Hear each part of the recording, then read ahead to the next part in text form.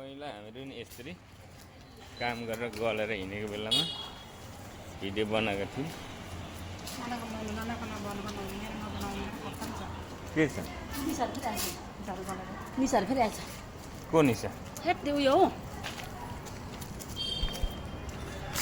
पूजाको बुहारी। High guys, आज चाहिँ हामीहरू मार्केट निस्किँदैछौँ। घरबाट जाँदैछौँ मार्केट सामान भर्नुको लागि, सब्जी ल्याउनु। बुढी साली सबैजना अहिले जस्ट आइपुग्यो ड्युटीबाट, अनि हामीहरू चाहिँ हिँडेको बुढी र साली भन्ने चिज आउँदैछ।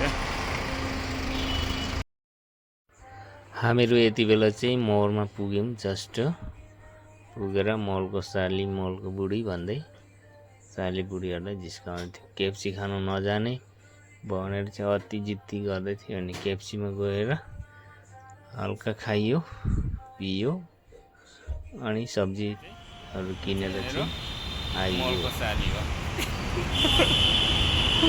यो चाहिँ मलको बुढी हो। यो चाहिँ झोला बोकेर चाहिँ हामी मलमा सामान गर्नु गएको झोला। हामीहरू चाहिँ महलबाट पनि निस्किसक्यो। अब घरतिर लाग्यो हो। मैंने अस्ति खाना नहीं हो अस्ति खाना नहीं हो ए नानीको लागि त त्यतिकै राख्छ नि बेलुन जस्तो फुलाएर।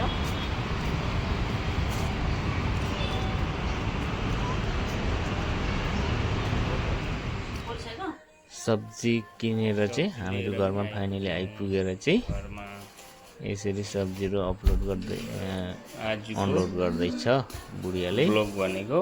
अनि आजको मिनी ब्लग कस्तो भयो साथीभाइहरू गाइस भनिदिनु होला। खासै चाहिँ बनाउनु सकेन, अब यति नै। सबैजना गलेको हुन्छ, त्यही भएर नि हल्का फल्का बनाइदिएको जस्ट।